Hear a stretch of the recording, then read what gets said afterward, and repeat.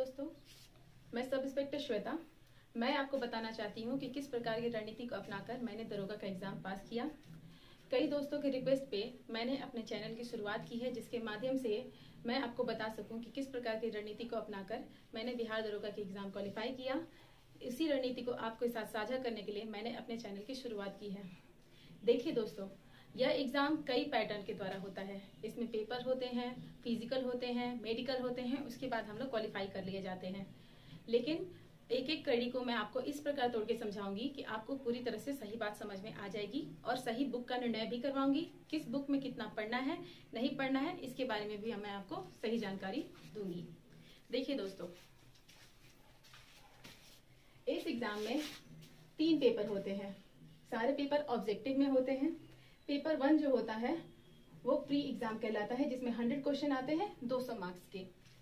इस पेपर में ज्यादातर क्वेश्चन जीके, जीएस और करंट अफेयर से पूछे जाते हैं।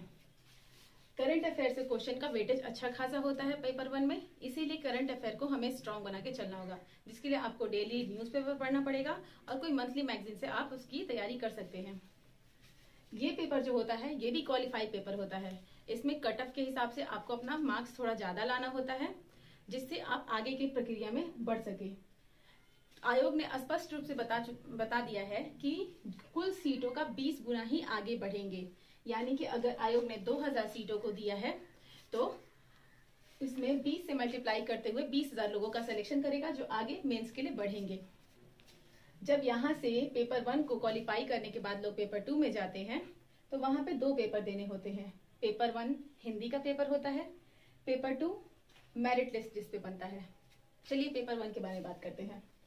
पेपर 1 हिंदी का पेपर यह एक क्वालिफाई पेपर होता है, क्योंकि इसका रिजल्ट मेरिट लिस्ट से नहीं जुड़ा होता है, इसलिए इसमें ज्यादा तैयारी की जरूरत नहीं होती है।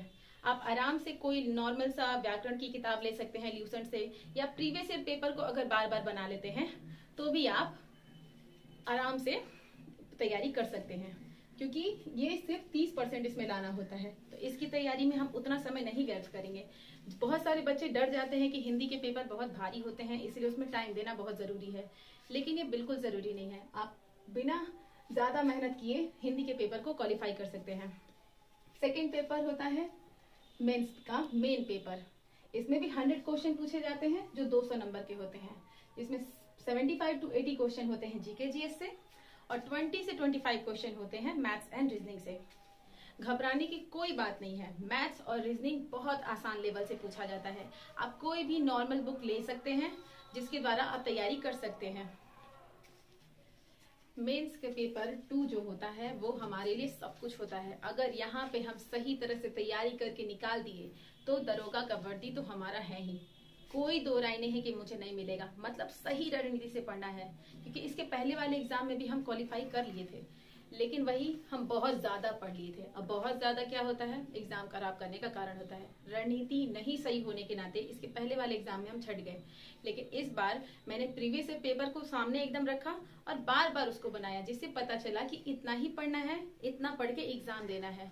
बाद में समय मिलेगा हम फिर पढ़ेंगे, बीपीएससी की तैयारी के लिए तैयारी करेंगे, लेकिन जो एग्जाम मेरा सामने है उस एग्जाम में कैसे क्वेश्चन पूछे जाते हैं उसके प्रीवियस ईयर क्वेश्चन को देखना है और उसी से तैयारी करना है।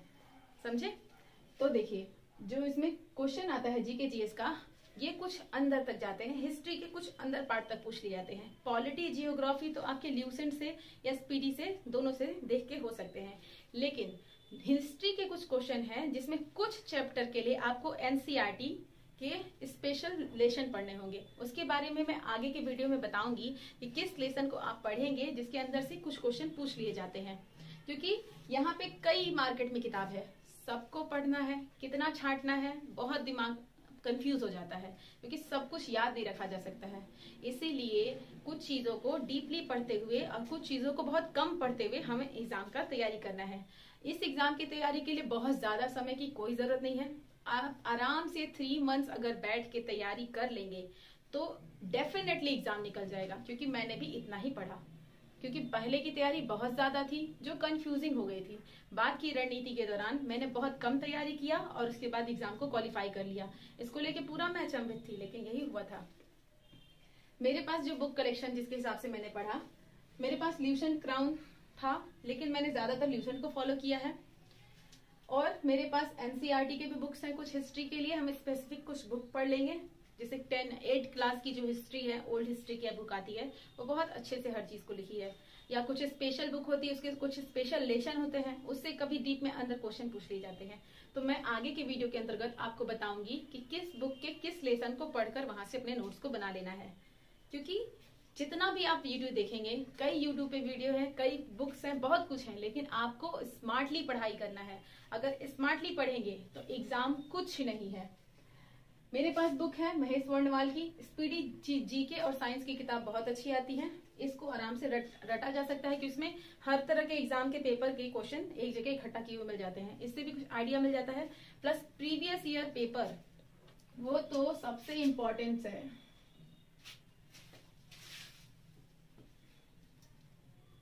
प्रीवियस ईयर पेपर ये की ऑफ एजुकेशन है। इससे हम एग्जाम को आराम से क्वालिफाई कर सकते हैं। हर हफ्ते में कम से कम 2 बार हमको प्रीवियस ईयर पेपर देखना है, उसमें जज करना है कि किस सब्जेक्ट के किस लेसन से हमसे ये पूछा जा रहा है।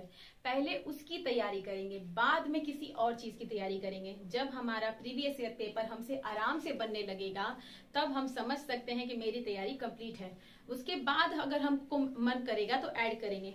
जैसे मान लीजिए, जब हम प्रीवियस ईयर पेपर देखते हैं तो उसमें कुछ क्वेश्चन ऐसे होते हैं जो इन बुकों में नहीं मिलेंगे, कई बुकों में नहीं मिलेंगे। वैसे 4 से 5 क्वेश्चन होते हैं, वो एग्जामिनर फंसाने के लिए देता है कि अगर वैसे क्वेश्चन को लोग देखेंगे तो सोचेंगे बहुत ज्यादा पढ़ना है। लेकिन जो 95 क्वेश्चन है वो इन्हीं किताबों से आने वाले हैं। तो आप बस ध्यान दीजिए कि मुझे इन किताब से आने वाले 95 क्वेश्चन की तैयारी करनी है। उन 5 क्वेश्चन की तैयारी के लिए मुझे ध्यान नहीं देना है, क्योंकि उन 5 क्वेश्चन पे ध्यान देंगे तो लगेगा कि बहुत पढ़ना है, जो मैं पढ़ रहा हूँ वो गलत पढ़ रहा हूँ। इसलिए हमें अपने आप पे भरोसा करते हुए उस 95 की तैयारी करना है। क्योंकि आप तो जानते ही हैं कट ऑफ में रिजल्ट कितना बढ़ता है, 70 to 80% लाना होता है। तो उस 70-80 क्वेश्चन वो इस बुक से आराम से अवेलेबल हो जाते हैं। तो इस बुक के कुछ स्पेसिफिक चीजों को अगर हम पढ़ेंगे तो दरोगा का एग्जाम आराम से निकाल सकते हैं। आगे के लिए जब इस एग्जाम को क्वालिफाई करते हैं तो कुछ समय के बाद मेरिट लिस्ट बनता है। और हमको जब पता है कि मैंने एग्जाम में 80% अपना रिजल्ट या 85% रिजल्ट दिया है, तो मेरिट में हमको कोई हटा ही नहीं सकता। तो आराम से वेट करें और आपका रिजल्ट मेरिट में जरूर बनेगा। मेरिट लिस्ट बनने के बाद आप तो सेलेक्टेड हो जाते हैं, लेकिन मेंस के एग्जाम के बाद आपका फिजिकल लिया जाता है। फिजिकल में आपको रनिंग, गोला फेंक, long jump, high jump, height, इन 5 प्रक्रिया से गुजरना होता है। अगर इस 5 प्रक्रिया में बिना फंसे आप निकल गए तो आपका जॉब रखा हुआ है। रनिंग का जो होता है, मेल और फीमेल, मेल के लिए 1600 मीटर होता है, फीमेल के लिए 1000 मीटर होता है। 1600 मीटर मेल को 6.5 मिनट में दौड़ना होता है और फीमेल के लिए 6 मिनट में। ये आराम से वॉक की तरह भी दौड़ा जा सकता है। बहुत लोग कहते हैं कि तैयारी के दौरान आप लोग रनिंग पहले से स्टार्ट कर दीजिए। ये बिल्कुल नहीं करना है। जब आप प्री मेंस का तैयारी कर रहे हैं उस समय रनिंग नहीं करना है, क्योंकि बॉडी बहुत थक जाएगी और पढ़ाई खराब हो सकता है। अच्छा खासा टाइम मिलता है, 1 to 2 मंथ भी अगर आप दौड़ेंगे और वेट आपका कितना भी हो तो कोई प्रॉब्लम नहीं है, क्योंकि ये वॉक बराबर है। 6 मिनट में 1 किलोमीटर बहुत ही कम रनिंग होता है, ये आराम से निकल सकता है। लेकिन तैयारी में कुछ तैयारी अगर करना है तो गोला फेंक का, लॉन्ग जंप का, हाई जंप का, तो भी इनकी भी तैयारी 1 महीने के अंतर्गत हो सकती है। गोला फेंक में मेल को 16 पाउंड का गोला फेंक, मेल को 16 पाउंड का गोला 16 फीट तक फेंकना है, फीमेल को 12 पाउंड का गोला 12 फीट तक फेंकना है। इसकी प्रैक्टिस आप आराम से 1 महीने पहले कर सकते हैं। लॉन्ग जंप में मेल को 12 फीट तक लॉन्ग जंप करना है और फीमेल को 9 फीट। हाई जंप के दौरान मेल को 4 फीट जंप करना है और फीमेल को 3 फीट। ये आराम से हो सकता है। ये क्रॉस जब आप जंप करेंगे तो अगर आप 10 दिन की भी तैयारी करेंगे ना तो क्रॉस जंपिंग आराम से हो सकता है। स्ट्रेट जंपिंग में दिक्कत आता है क्योंकि आपको अपनी बॉडी को बहुत उठाना पड़ेगा, लेकिन आप क्रॉस जंपिंग करेंगे लेग टू लेग फेंक कर तो वो आराम से आप निकाल सकते हैं। प्लस वहां पे आयोग बहुत सपोर्ट करता है फिजिकल के अंतर्गत। आपको बिल्कुल डराया नहीं जाता, बहुत हिम्मत दिया जाता है कि आप कर सकते हो। आपको चांस भी दिया जाता है, 3 चांस आराम से दिया जाता है कि आप आराम से निकाल सकते हो। रेयर ही कोई छटता है। ऐसा बिल्कुल ये अफवाह फैल जाता है कि आयोग बहुत टाइट है, अंदर बहुत टफ ले रहा है फिजिकल, लेकिन ऐसा कुछ नहीं है। मेरी रनिंग के दौरान हम एक दिन पहले सुने थे कि एक लड़का 5 रनिंग की जगह पे 6 रनिंग ले लिया था। तो मैंने एक आइडिया लगाया कि मैंने 3 कंकड़ उठाया, 3 रनिंग मुझे लेना था ग्राउंड का।